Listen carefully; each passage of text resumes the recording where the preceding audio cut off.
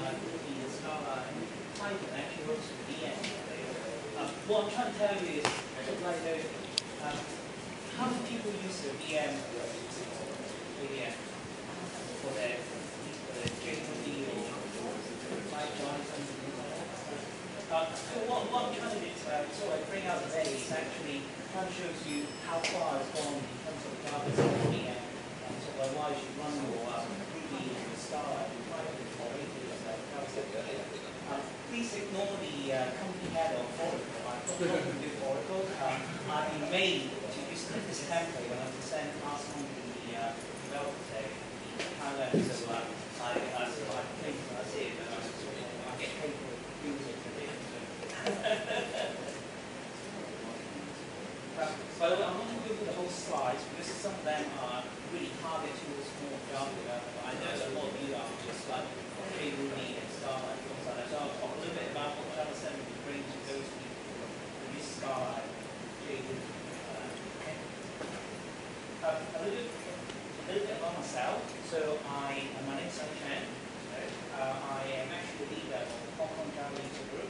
But by the way, when you see Java user group nowadays, we don't just limit ourselves to just Java, but we also like JVMs and many other bits to push the C++ and other JVM technology. I have been working with JVMs for the last 10 years. So when I graduated, I actually worked in IBM's JVM team, and then I basically worked in a large organization that shall not be named, and helping internal developers make the best use of Java VM. Okay, so those are my links. Okay, so I'm going to give you 5 reasons. If you've been using Java 6 or Java 5 VM before, I'll give you 5 reasons why you want to actually move it up to the new version, and why.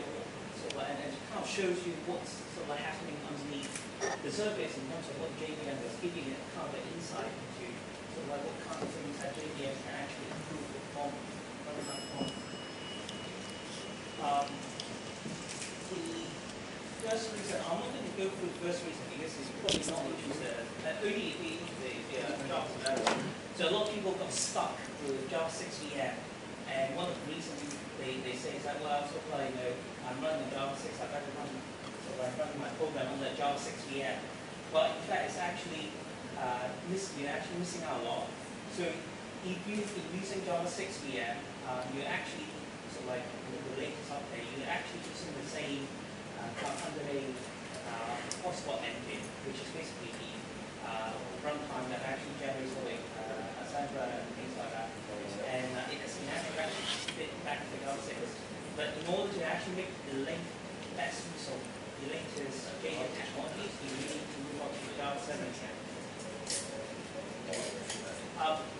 So one of the examples I gave is a very simple. So what I do here is I just create a whole bunch of items in a list, and I just call system.gc.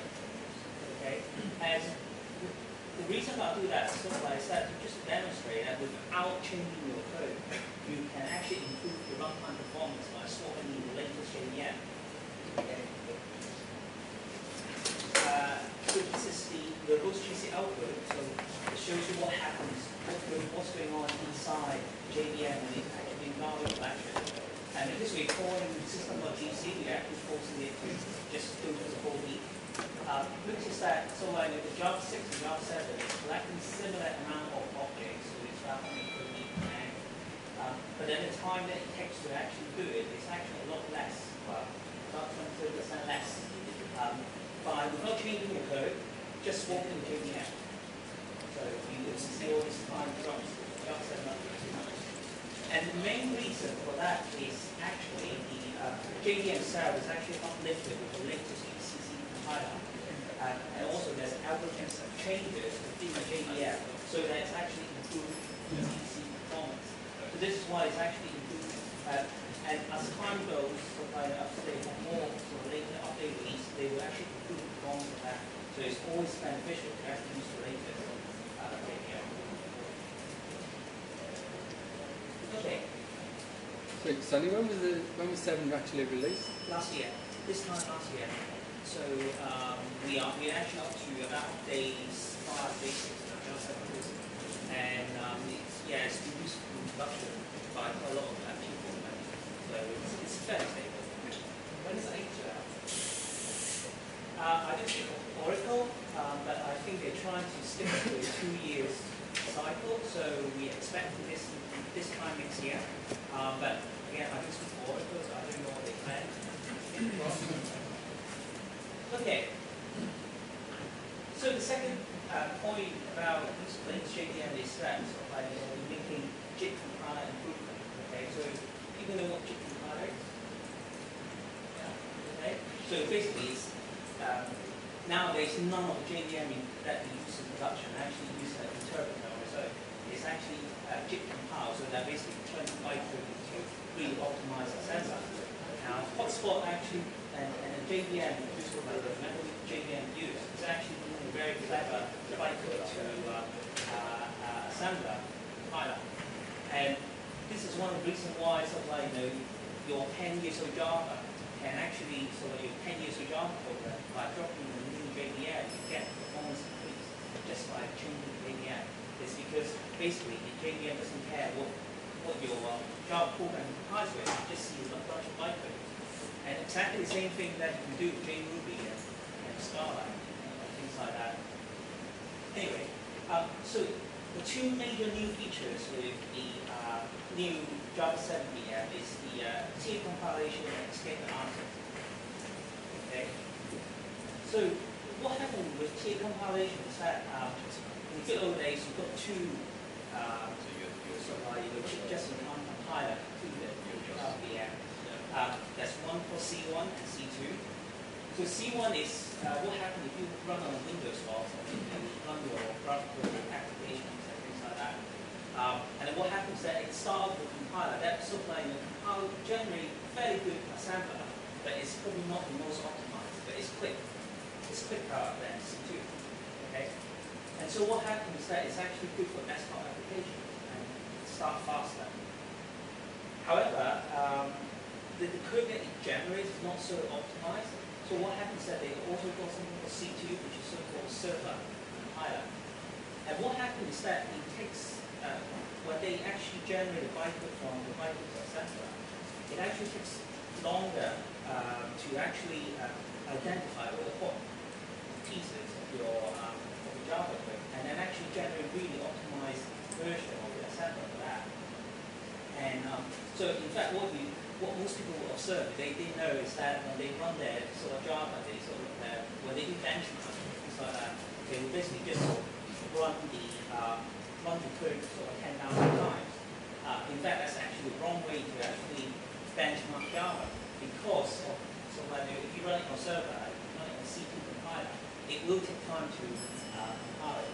So if you look at all the commercial benchmark, you see that they actually have a bit of a warm-up period before that, and then after that they actually do the actual benchmark.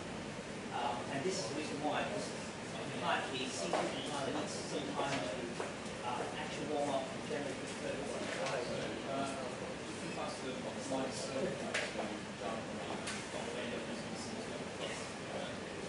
And in fact, also this Linux server that you buy nowadays is qualified as a server compiler by default.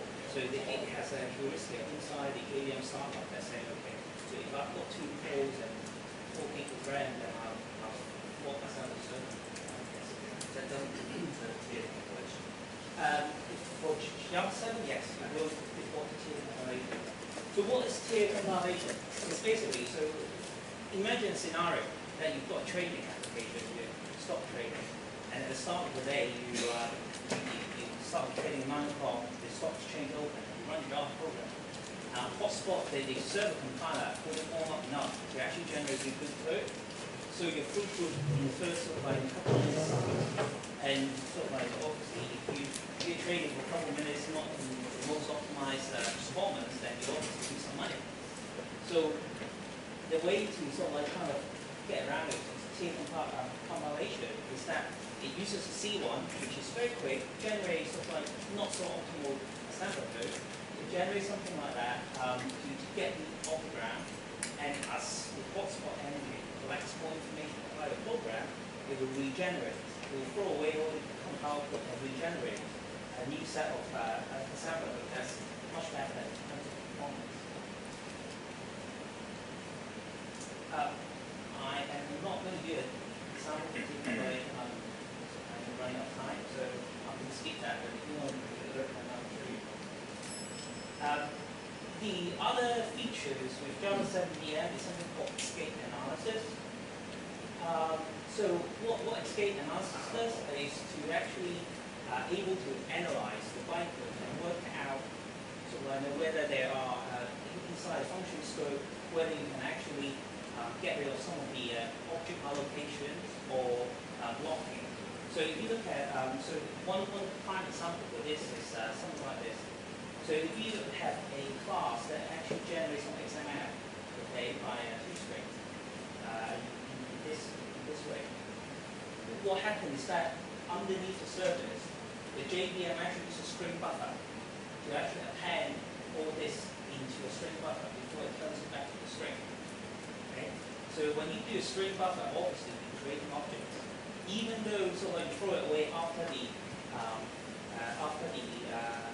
method returns, right? You still have to create it. You still have to do all sorts of string buffer. It's synchronized, so you have to do all sorts of blocking. And then after that, you create a buffer and throw it away. Now that's not very efficient. So the JVM has a really clever way of actually optimizing it. So the new version of Java 7EM actually being able to understand that, well, actually, this string buffer that I've created here, it's actually being thrown away. So I'm not even bothered with all the locking and all the object allocations to the heap and improve the performance. Okay. Let's see what I've got.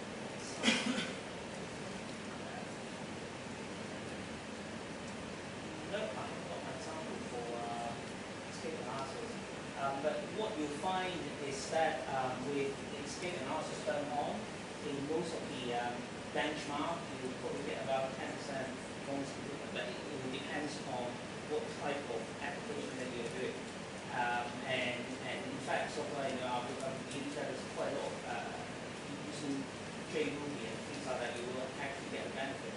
That's why as you create more JRuby is like object, friendly, very useful, like objects, you will actually benefit from escape analysis.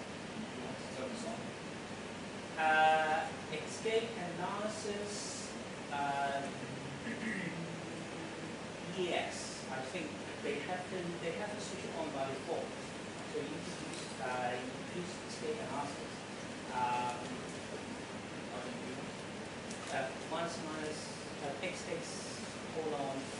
use escape analysis. Okay.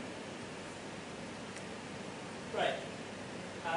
So we have looked at a couple of things on the JIT compiler side and the the general improvement. Now I want to bring you to take a look at some of the features that help your Java program scale better in types of hardware. As you know, that most hardware nowadays is most servers is device per day, and what happens is that Java is using a lot of the enterprise situation whereby we have to utilize all this new multi-core and multi-gigs of memory of hardware. So it's actually got a couple of features that to help you explore those hardware. Okay, the first feature is something called compressed loops. So if you run your Linux program or any C program in a 64-bit environment with a 64-bit compiler, what happens is that you have to represent your pointers and your objects in 8 bytes as a 64-bit value with a 64-bit CPU. Okay. Now the problem with that is because all your sizes of your references, in terms of C program, your references to your C program space, the pointer is much bigger. It's now 8 bytes. So that means that all your objects and your structs inside the memory is actually bigger. Okay, so what that means is that it puts pressure onto the CPU caches and your memory bus and things like that. And so as a result, you actually reduce performance. So if you take a C program, and to a bit compiler, pick a same C program, 64-bit compiler, and generate that, you'll actually find that the 64-bit version is actually sometimes can be a bit slower, especially if you do a lot of memory operations. So is there a way to get around this? Well, in fact, there is. So what happens is that the JVM really cleverly use an optimization. Instead of having a 64-bit pointer, it actually uses a 32-bit value as an index for a object reference. What does that mean? Well, it improves the performance because we are actually reducing the amount. So if you have a big object and loads of references to other objects, those references will change from 8 bytes back to 4 bytes. So you are actually, well, none of us have these objects, right? Code that have objects just as references, right? But if you have an array of references or something like that, you store it in a map, you've got an array of references to objects. That means that the size of your array will change from sort of like 8 bytes, so you've got 10 objects, so that's 80 bytes back to 4 bytes, so that's 40 bytes. So you halve the size of all your objects, right? So inside memory. So it reduces the heap requirements. Rough average case, so obviously not your, as I say, not all your objects are references, right? So on average, you get about 30% reduction of memory size. And it also improves the performance as well because it puts less pressure on the CAD and the memory bus.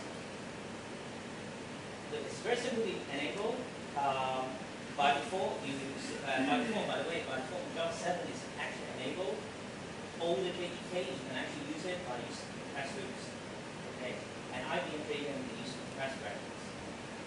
And this is the benchmark numbers that I've got from an industrial management spec ADB.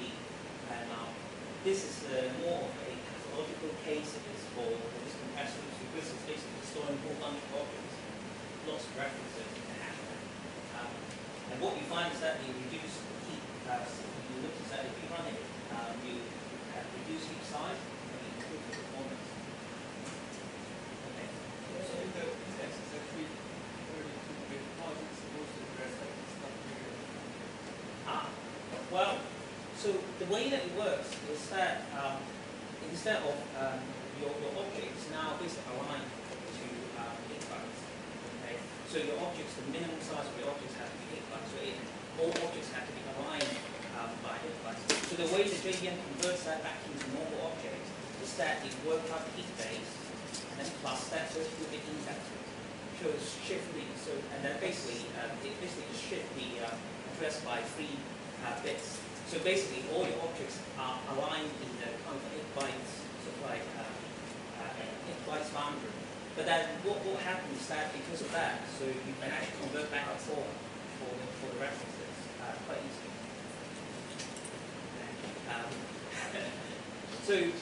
But what that means is that also, if you just do a 0-byte compressed loop, so just a base plus 32-bit, what you find is that the maximum heap size of the address will become 32 gig, right? Because you're getting only 32 bits of 32 bits of references. Newer JVMs has a feature that allows you to change that alignment. So instead of shifting that 32-bit reference by 2 bits, you can shift it by 3 bits. And that will expand the range of the object references up to about 64 gig. And in fact, that you can actually modify it all the way up to 256 bytes object reference. But what that means is that all your objects have to be aligned, so it have to be every 256 bytes. So you will get into a point that at some point your benefit of actually having compressed loops is actually you lost the benefit by because your object had to be at least 256 bytes. Otherwise, you will get gaps and you lose fit that. So if you are using 64 JVM up to about 64 gig of key, this is very effective. But probably if you anything more than 128 gig key, you probably start to lose out in terms of But then, I don't think anybody here do 128 gig.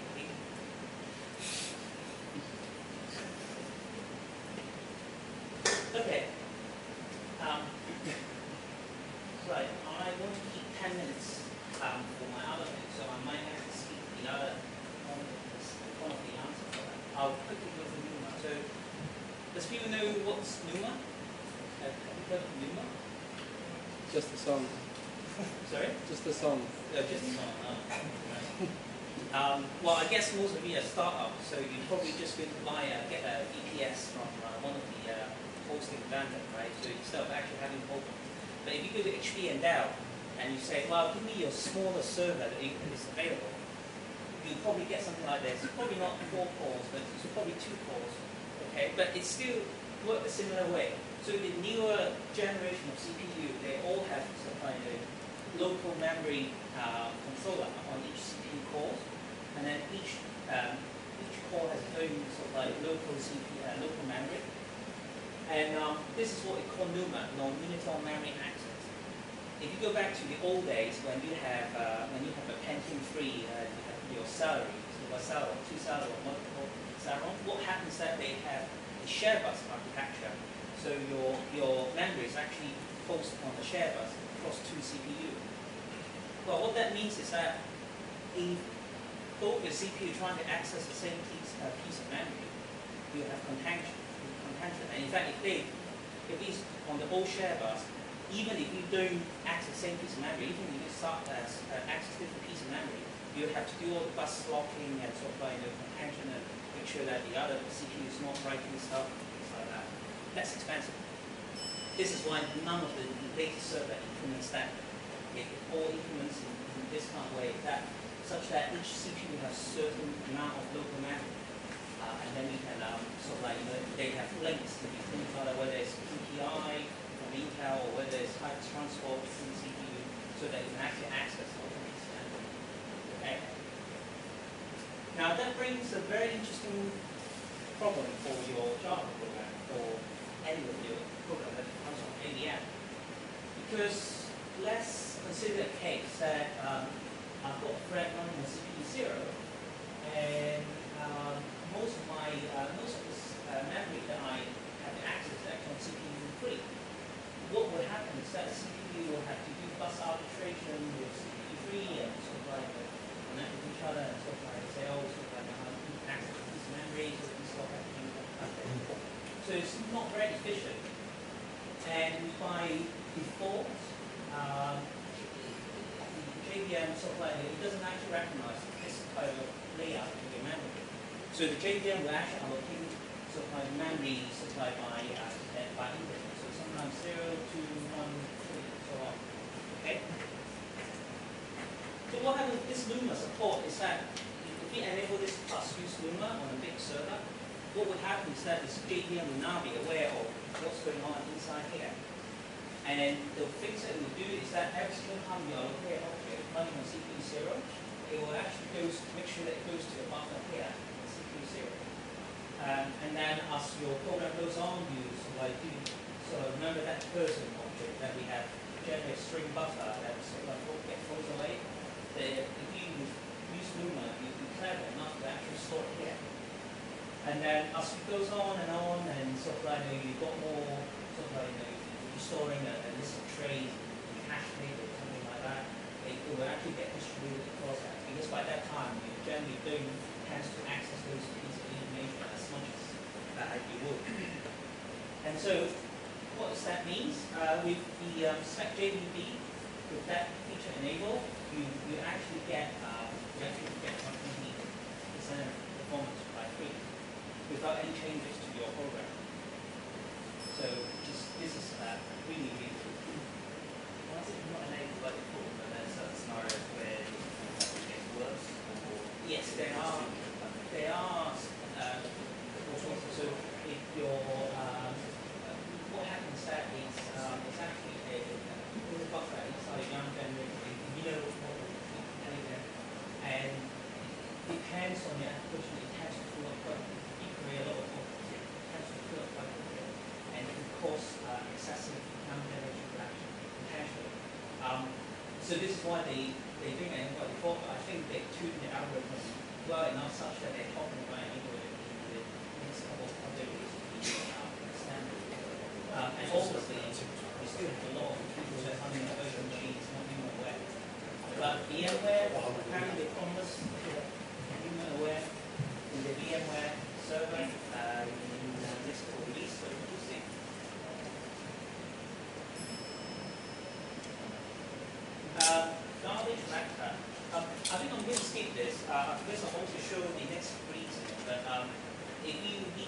assuming large galactic, you're probably dealing with multiple peaks of heat. And if you're dealing with sort of like 10, 20, 30 peaks of heat, it's up to me, and I'll tell you more about human galactic. But I'm going to speak this.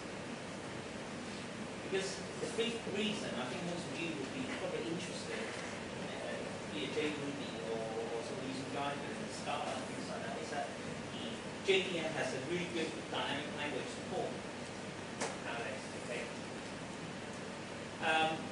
So in the old days, before Java 7, the JVM itself just pretty much designed for sort of like, well, in fact, in the JVM specification, it explicitly say that the JVM doesn't actually aware of what's going on in Java. It only knows about bytecode. So in the beginning, they actually designed the JVM to be actually a multi-language runtime platform. And it's only now that we actually have a really good implementation of this. So the JRuby is really stand out. I mean, it's even faster than MRI and a lot of standard Ruby implementation. So the only problem is that with JVM, one of the problems that it's actually strongly typed. So expect that when you type when you allocate objects and things like that, it has to assume that you know what type of your object is, so that it can actually do virtual table lookup, things like that. Now, however, with things like Ruby, as we all know, I'm not going to. This is my rubbish Ruby, so I'm not going to go through that. But basically, as you all know, Ruby is dynamic type. So in this program, it doesn't actually aware of what's going on in terms of what type it is. Okay. So how do you actually implement that in JVM that's strongly typed? Okay. Well, what you do is you use reflection and you use proxy. So proxy is basically just an API to actually get access to the internals of JVM and say, well, create me an object that's this way, find a method that's actually called X and take parameters Y. Okay? And that's pretty much what proxy does. And in order to actually do that, it's actually very, very slow. You have to do JNI and things like that, and it's really, really terribly slow. So this is why JRuby before Java 7 is actually not very good. But when Java 7 comes along, we have got this magical thing that's called invoke dynamic. So what happens is that by actually having invoke dynamic implemented inside the JVM, it allows the JVM to actually dynamically bind different methods with the code. So now the JVM doesn't need to be aware of sort of like what we need to actually call invoke dynamic, which is basically a bytecode to actually call a method. It no longer needs to work out exactly what this #10 object type is. Okay? And the way that it works is that basically, first time the JVM sees one of these bytecodes, it will work out that it will actually need to look up some bootstrap methods, which JRuby will have to implement. So consider that #10 is JRuby's integer method. Okay? And then what happens is that it will call the JRuby runtime, ask the bootstrap method, so give me all the method pointers in handles. That is sort of like in your integer n. Okay? And then once you've done that, you return a call site. And the JVM will actually keep this call site, which is basically a pointer to a method handle. This can be a fixed call site, so you can actually do the same thing as like normal reflection, or if you have a type, so like your Ruby object changes the methods and things like that, what happens is that we can have the other methods that actually modify this call site, so you can actually use that. And by doing this, it's much more efficient in terms of we actually calling different methods with different argument types and things like that. And so it's actually improved the performance for JRuby by quite a bit. And in fact, with Java 7, you can actually use it within your JavaScript. You can actually call this. You can't actually use invoke dynamic directly, as in you can't actually insert invoke dynamic bytecode into your classes.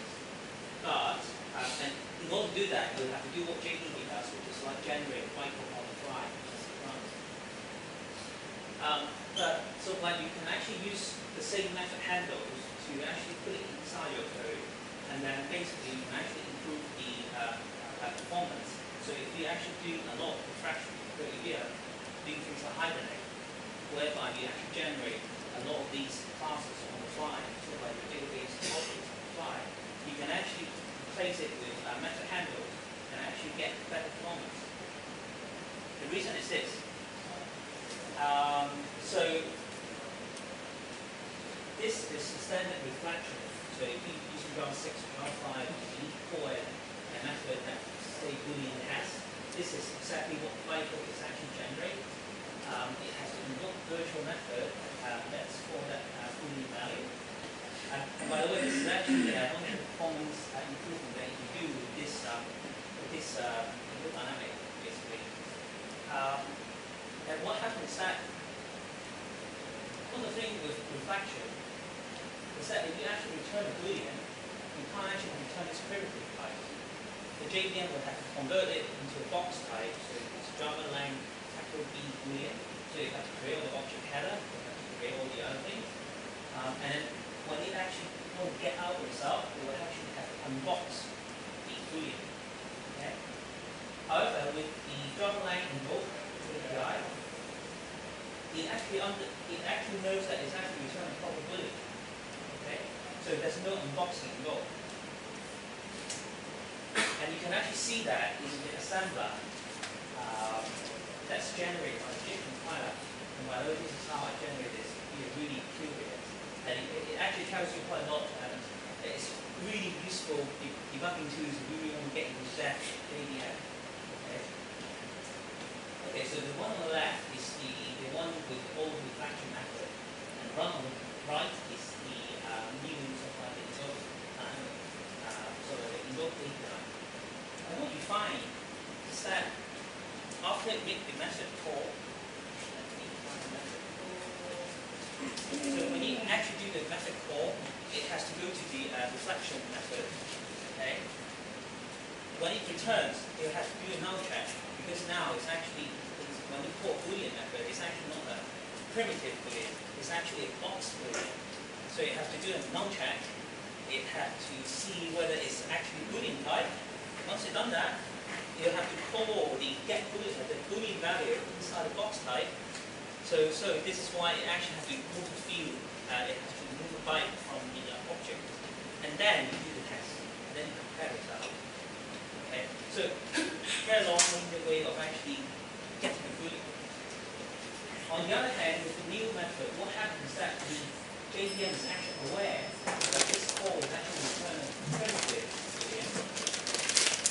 So instead of all this hassle of actually checking whether it's null and things like that, you just use the result directly. So you cut down, so that's quite a few memory cycles that you have to do. So the CPU don't have to do in order to actually get the result out of it.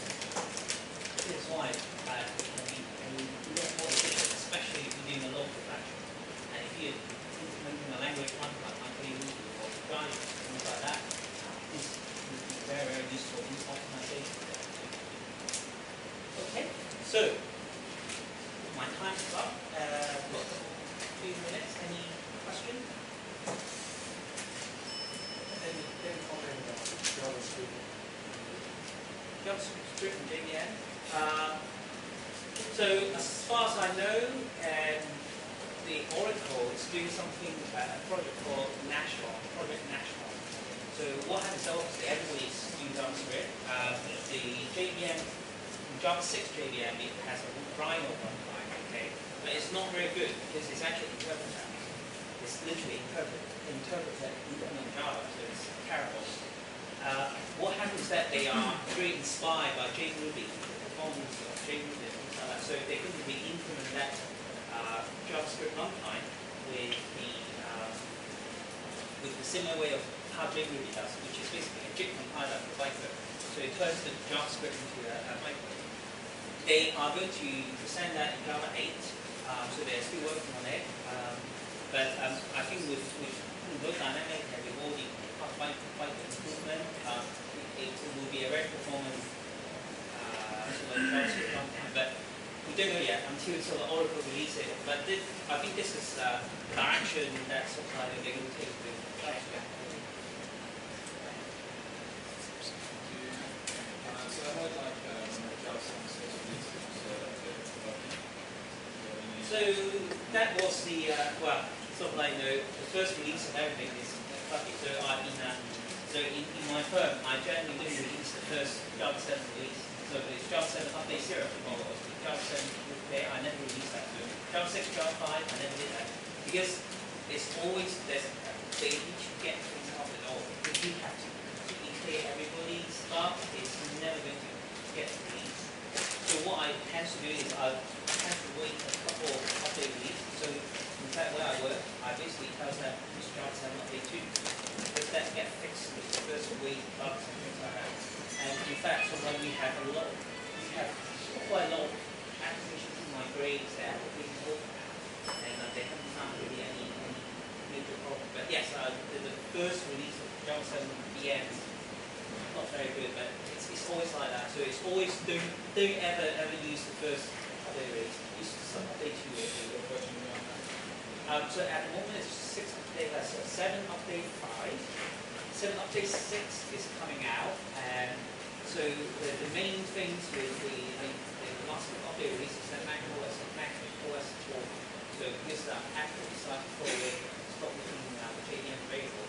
So now Oracle are talking about, and so the first release that they have proper Mac OS 7.3, but the proper, so as in the one that I would let people use on it is 7 update 6.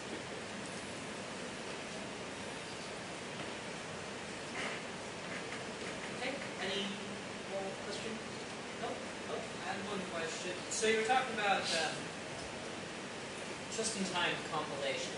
And I've always wondered, if it goes to the trouble to just-in-time compile it once, when you run the same jar again, does it keep this around, or does it start over from scratch, and why? Right. So, the quick answer is actually it's actually no no right and wrong answer for that.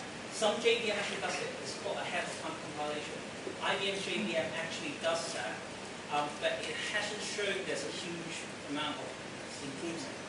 The reason is this: your Java application, a lot of the times depends on your runtime data.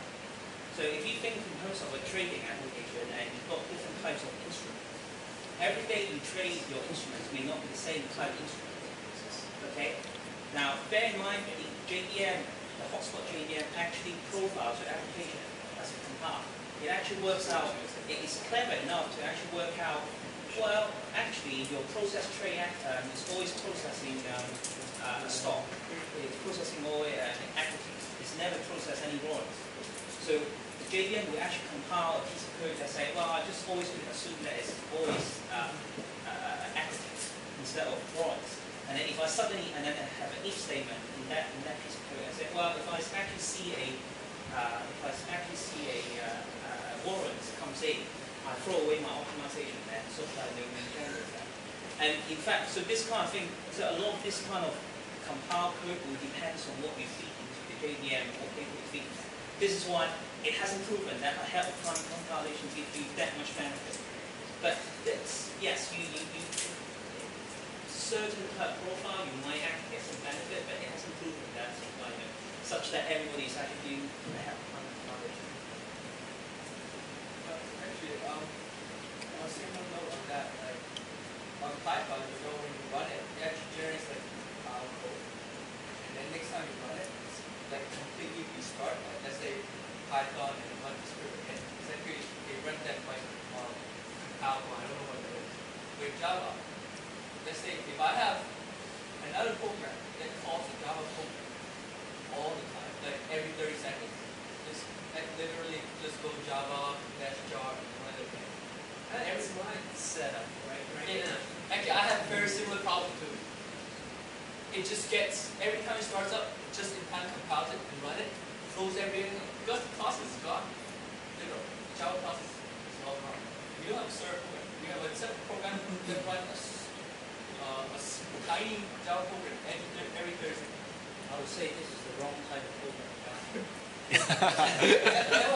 And the problem is this, the Java is the JVM itself is very good at things that you run over a day. So like there's things that you keep repeating and repeating. Not start and stop because there's a huge cost. Well, they try and minimize it as much as they could, but there's still a cost to actually start and shut down JVM. And this is why, if you do this type of thing, what I would do is I would actually implement a REST interface inside a Java program to just receive the parameters or use some script language to deploy. Well, and I mean, what you're saying is a good point, but it also it all depends on in my case, my time is not worth making worth making the REST interface. It's just easier to call it as a script after you. It's just an language. And if you use script, I'm not trying to bang everybody to use Java. I think you need to use Java at the I'm right calling time. Java like from a script. So I just call Java, I have it do its job, it writes out its answer, and then I read that file. I could keep Java alive, but I haven't gone to the trouble to make it stay alive. That's what I'm saying. So you might benefit from some of those ahead of time compilations and things like that. That's some JVM vendors. But so far, most of Java program that I deal with tends to hang around for quite a while. Yeah, so I was thinking that it probably doesn't matter. No one uses Java for like regular desktop applications where you're going to turn it on and off. And even if you are using Java for this, you're going to be using Android and then it's compiled anyway. Well, it's actually not compiled. It's still bytecode underneath. Well, it's a different form of bytecode in your Android program. So this is why 2.2 and 2.3, well, 2.1 and 2.2 has got a huge jump in performance because they actually implement JIT compiler for Android 2.2. So in fact, it's not actually quite compiled. So we've got Yes. move on. Yeah. Otherwise, we'll get to the You can ask me a question afterwards. Yes, but thank you, Sally.